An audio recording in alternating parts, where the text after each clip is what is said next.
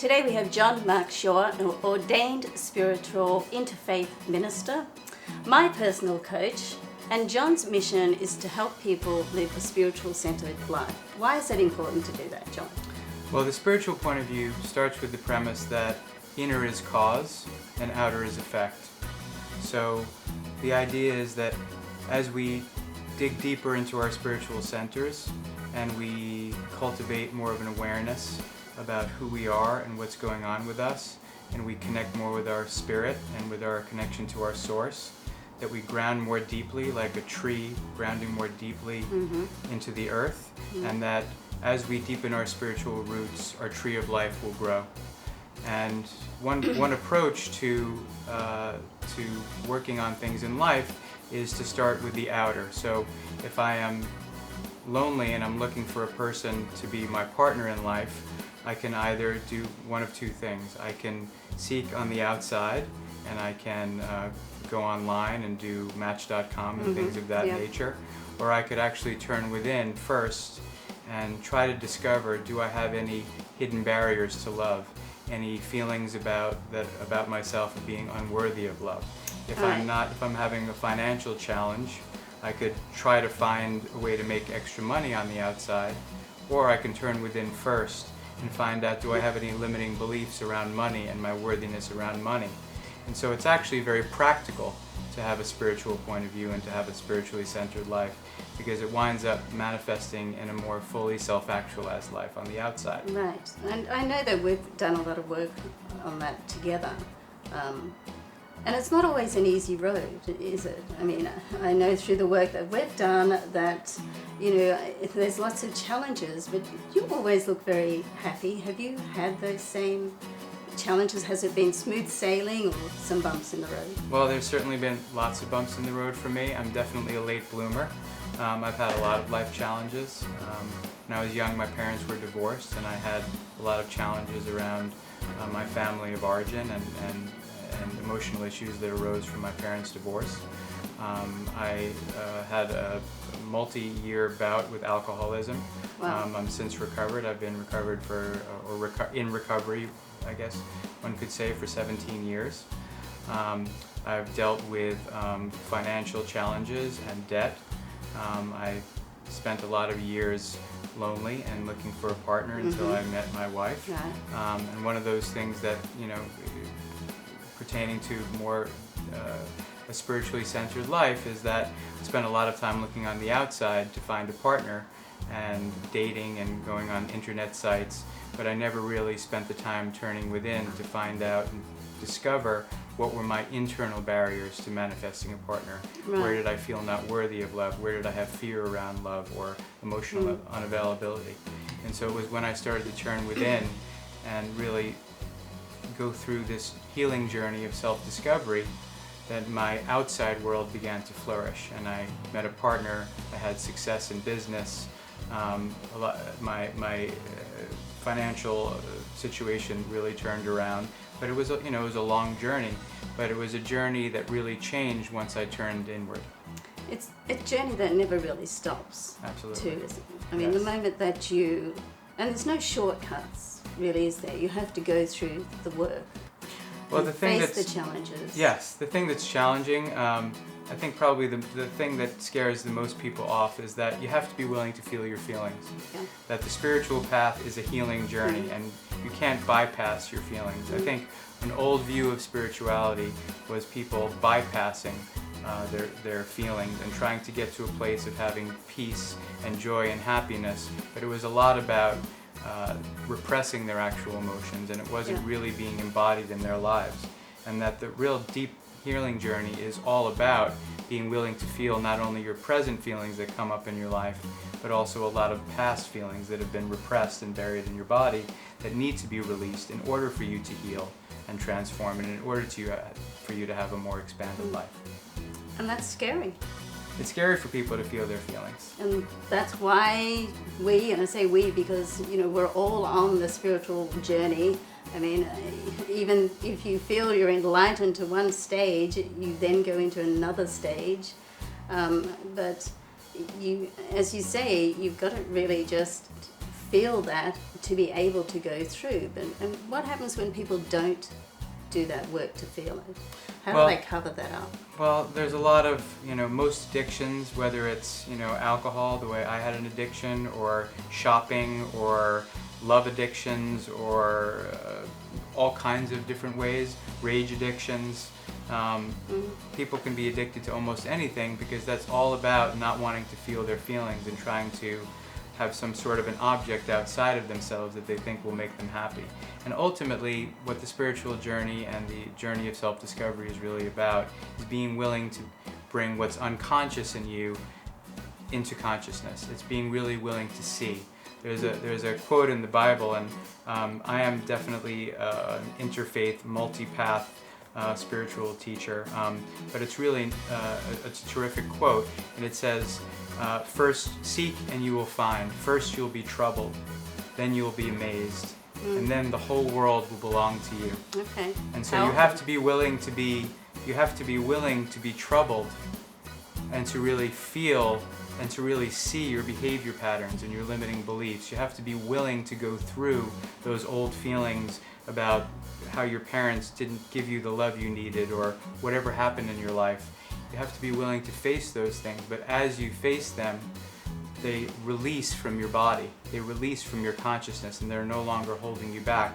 You bring the unconscious to consciousness, and then you liberate yourself from the conditioned patterns of your past. So the more we hold on, and the more we keep ourselves stuck in that pattern. So it's like we want to move forward, but it's the fear of going through the uncomfortable, what do you call the messiness of life? Yes. I love that term. Yes. It's like when life becomes messy, it's when you know life is changing and you're moving forward. And a lot of people don't want to do that. We all don't want to do that at some point in our life, don't Exactly. we? Yeah. Well, growth really is about being willing to move out of your comfort zone and to really feel the messy, uncomfortable feelings. Most of us have spent a significant part of our lives trying to have a controlled, safe life that we feel safe and comfortable in. But safe and comfortable are by definition small.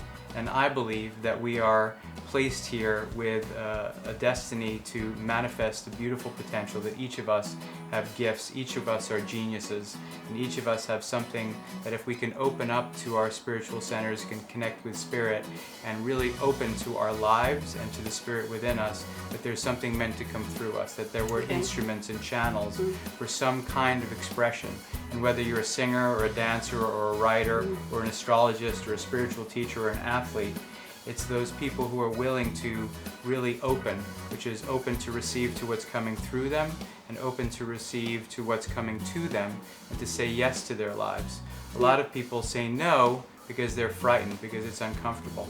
But the more willing you are to say yes to what's coming to you, even if it's messy, even if it's uncomfortable, even if it causes you to question your ideas about who you really are, the more willing you are to stay rooted in your center, like that tree, deeply rooted tree, the more life will bring to you.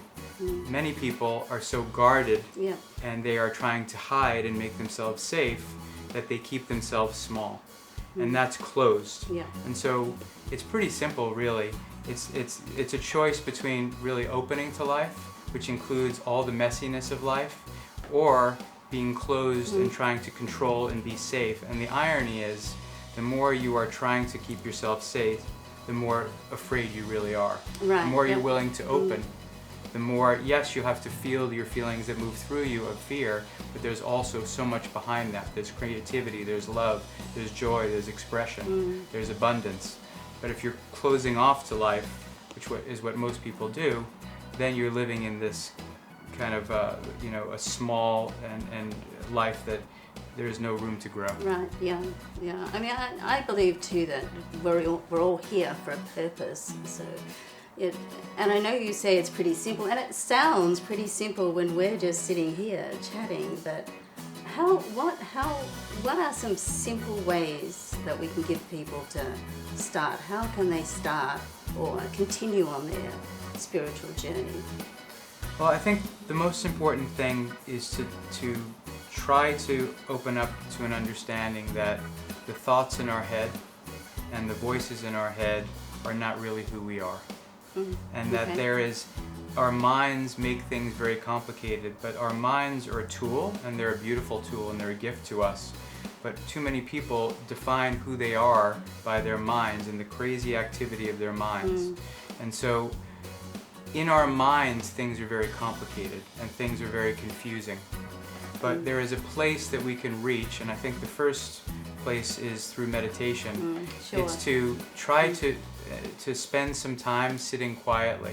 And one of the things that's important is to kind of demystify spirituality and meditation. And meditation is just about sitting quietly and connecting to a place within yourself, which is really located in your pelvic area, in your center. I call it your spiritual center. And in that place, that is where you can connect to Source, to God, whatever you want to call it. That is where you can connect to an eternal place or presence or an energy that has, frankly, an inner stability to it. It has a peacefulness. It has a kindness. It has a loving nature. It has a sense of fullness and abundance. And the more you can sit quietly and access that place, that is really important to remember. That place is in your body in this moment.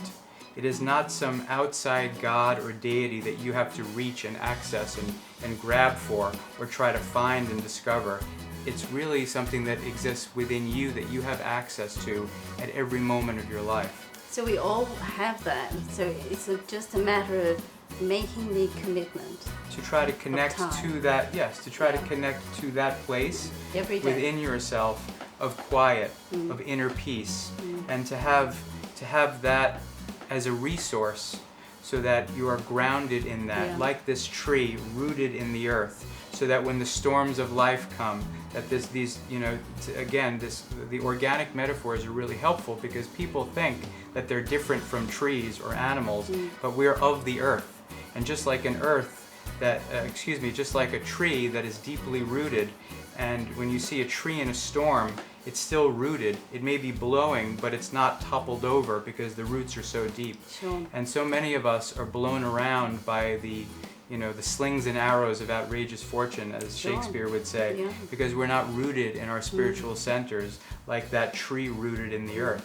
But if we're rooted in this place of peacefulness, which is our connection to spirit, not only can we allow our lives and the storms of life to pass through without knocking us so off course, but that we can stay grounded and centered, but also we have access to universal intelligence, that we can hear what's called the still small voice of God within us, speaking to us, guiding us towards our self-actualization, telling us which way to go so that we can manifest our potential.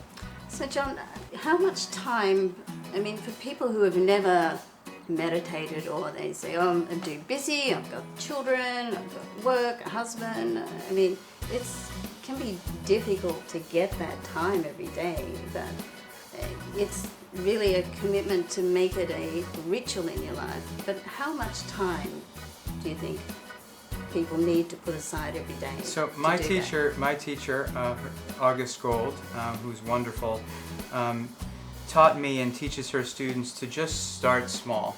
And she calls it the 5, 5, and 5 every morning. Okay. So she talks about 5 minutes of reading some sort of inspiring or uplifting a spiritual book or poetry, something that what we call in spirituality raises your vibration, makes you feel better and more connected to your spirit. Yeah. And then 5 minutes of expression, of written expression. You can call them morning pages or journaling, so that you are actually getting an opportunity to express what's coming to you and through you as you're feeling your emotions. So you're opening the channel. And then 5 minutes of sitting quietly. So again, it's kind of demystifying meditation. Yeah. Because one of the things about meditation is that people get thrown off because they think they're not supposed to be having a million thoughts. Even people who are expert meditators, it's not about not having thoughts. It's just about allowing your thoughts and your feelings to move through you. Right. It's about trying to keep centering, keep connecting to yourself, And yes, you're going to get on this journey of this worry thought about what am I going to eat for lunch, what am I going to do later, all of these things, but it's just about returning. If you can just allow your thoughts, then you can release them. Exactly. And that's what allows you to Exactly. get unstuck and move forward. And ultimately, it's about trying to bring that practice and going from 5 minutes to 10 minutes to 20 minutes, and then your whole life can really become a meditation. That you're always checking in, you're always trying to reconnect again to this still place within you. That when you're in a meeting with people or you're in a challenging situation, it's just a matter of taking 3 deep breaths. So that's another great practice. Just 3 deep breaths. Again, it's nothing, airy-fairy. It's just in your body, in this moment. It can be accessed. There's no place outside yourself. And that's really what I think is important for people to know. All of this inner peace and this self-actualization and this spiritual enlightenment, it's all about something that happens in this moment, in your body, within you. It's not something outside of yourself, but it's more something that already exists within you that you're gaining access to, and you're trying to bring more of that into more of your life. So we'll have it. I love the 5-5-5, and if you can't do it in the morning, you can do it at night. Do it at night, yes. The main thing is that you make a commitment to do it. Yes. And if you can't do 5-5-5, then I guess you can start with 2-2-2 and build up. Yes. Thanks so much, John, for coming in. Thank you very much. As always, your wisdom is enlightening. Thank you very much, Jennifer.